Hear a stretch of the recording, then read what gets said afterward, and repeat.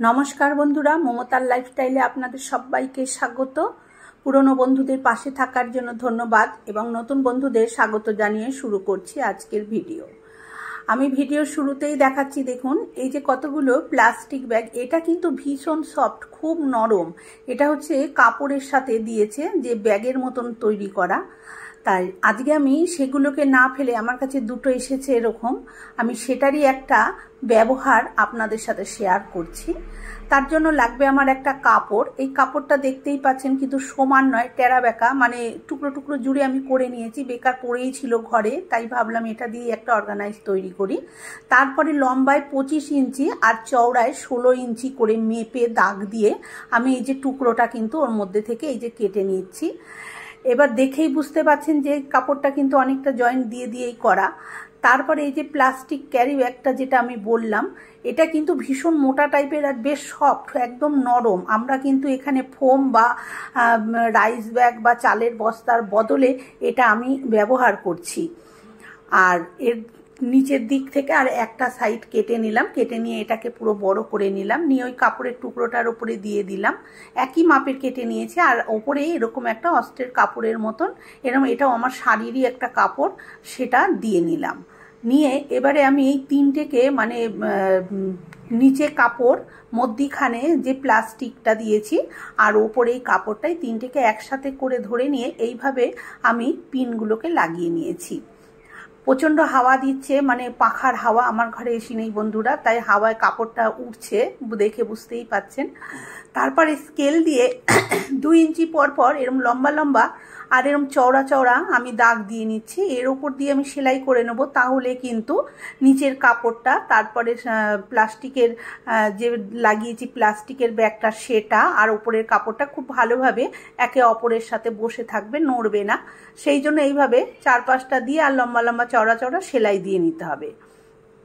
আরও একটা টুকরো আমি রেডি করছি, দেখে নিন। তাতেও সে ওই একই রকমভাবে প্রথমে একটা কাপড়ের টুকরো, তার মধ্যেখানে ওই প্লাস্টিকের টুকরো, আবার উপরে একটা কাপড়ের টুকরো দিয়ে এবারে আমি সেটাকেও ভালো করে 4-5 দিয়ে পিন লাগিয়ে দিচ্ছি।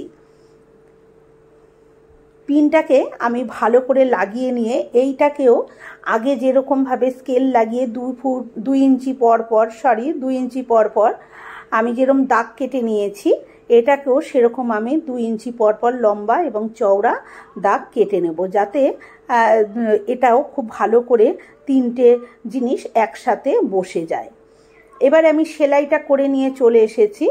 এবারে আমি যে বাড়তি চারপাশে যে অংশটা রয়েছে, মানে এক্সট্রা যেগুলো রয়েছে, সেগুলোকে কেটে ছেটে পরিষ্কার করে পুরো সমান করে এটাকে রেডি করে নিচ্ছি। এইভাবে আমি দুটো পার্টকেই রেডি করে নেব। বড় যে পার্টটা তৈরি করলাম 25/16 ইঞ্চি, সেটাকেও করে নেব। আর এটা আর পিনগুলো এবারে আমি খুলে নিচ্ছি। এবারে এর একটা পাশ আমি এরকম একটা কাপড়ের টুকরো দিয়ে আমি এইভাবে সেলাই করে এই পট্টিটা করে দেব। এটা যদিও কাপড়ের টুকরো আমি দিইনি, এটা দিয়েছি যে নর্মাল যে জামা কাপড়ের সাথে যে কাগজের মতন ব্যাগগুলো দেয়, সেই ব্যাগের যে ওপরে হ্যান্ডেলের ওপরের পার্টটা বেশ একটু মোটা হয়, সেই পার্টটা আমি কেটে নিয়েছি।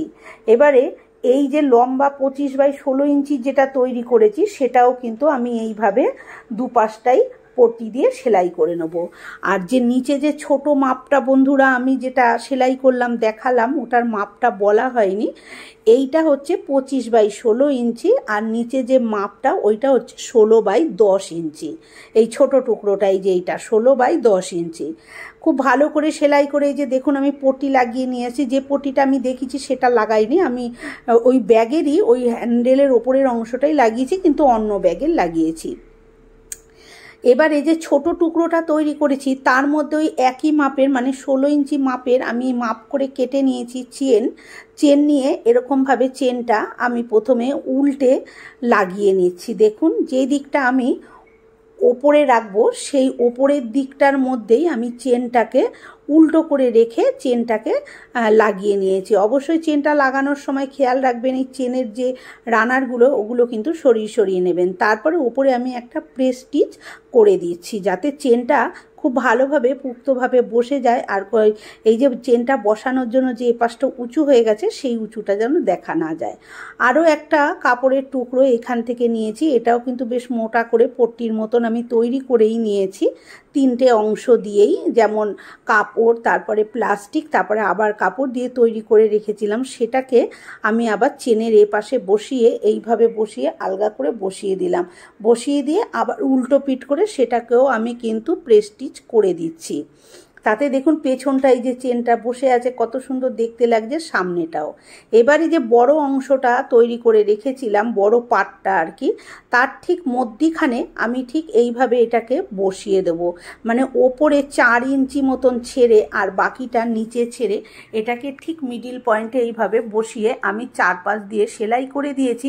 আর মধ্যিখানেও একটা সেলাই করে দিয়েছি, যাতে এরকম দুটো খোপ তৈরি হয়ে যায়। ওই জন্য আমি কিন্তু দুখানা রানার এখানে ব্যবহার করেছি। দেখুন বন্ধুরা, দুটো রানার, এই যে দুদিকে কিন্তু আমার দুটো খোপ তৈরি হয়ে গেছে। এটা মধ্যিখান দিয়েও আমি একটা সেলাই দিয়ে দিয়েছি, যাতে এপাশে ছোট আর ওপাশে বড় কিছু রাখা যায়। মানে যেমন ধরুন আমাদের গ্যাস বই, পাস বই, সেগুলো যাতে রাখতে পারি।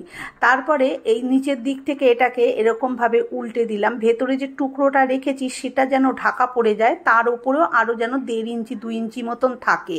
তারপরে এবার এই সাইড থেকে এইভাবে আমি সেলাই দিয়ে দেব। সেলাই দিয়ে আবার যে এরকমভাবে পট্টি কিন্তু আমি দুপাশেই এরকমভাবে লাগিয়ে নিয়ে ফিরে আসছি।